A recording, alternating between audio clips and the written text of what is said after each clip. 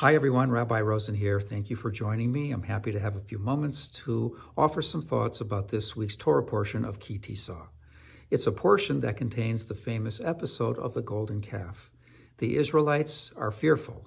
They fear that Moses, their leader, has abandoned them, and they go ahead and with Aaron's help build a golden calf representing the God that took them out of the land of Egypt, but of course calling into question the very violation that this represents of the commandment not to build a graven image. Moses is furious at what the people have done and hurls the tablets of God's teachings to the ground that they break and shatter into a zillion pieces. And there is, of course, a consequence that takes place in the form of punishment of those who built the calf. But the story doesn't end there.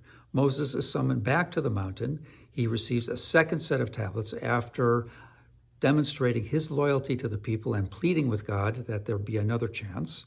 And in the course of that experience of going to the mountain again, Moses has a request. God, let me see who you really are all about. Let me behold your glory. And God says, you can't see my face, but I will allow you to see my backside, as it were, and Moses is allowed to see God go by him in a very incredibly radiant and powerful scene. And that whole idea is a very rich one. The idea of not seeing God face to face, but seeing God, as it were, after the flow of the divine presence goes by us, from the back, as it were. It makes me ponder a truism of life.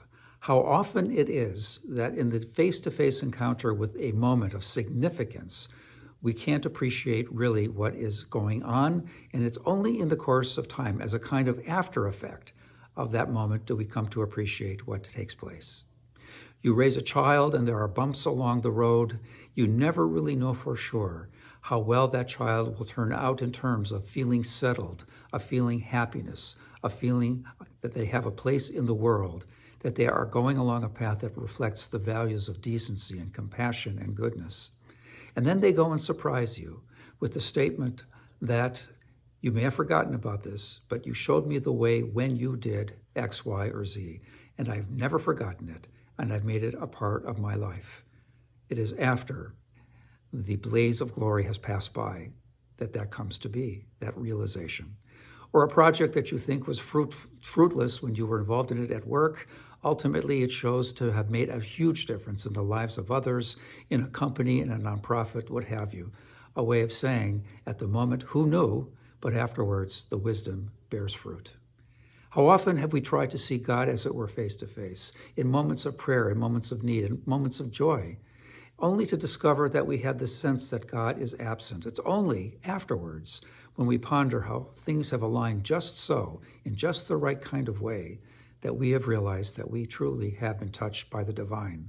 We may not see God on the boat in the lake, but we see the wake itself, the waves that ripple out from that invisible boat and make their way to the shore, to our lives and to our hearts. And so sometimes it's what we see afterwards that makes the difference.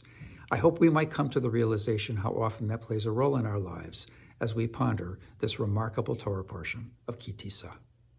All the very best to you and to everyone, and Shabbat Shalom.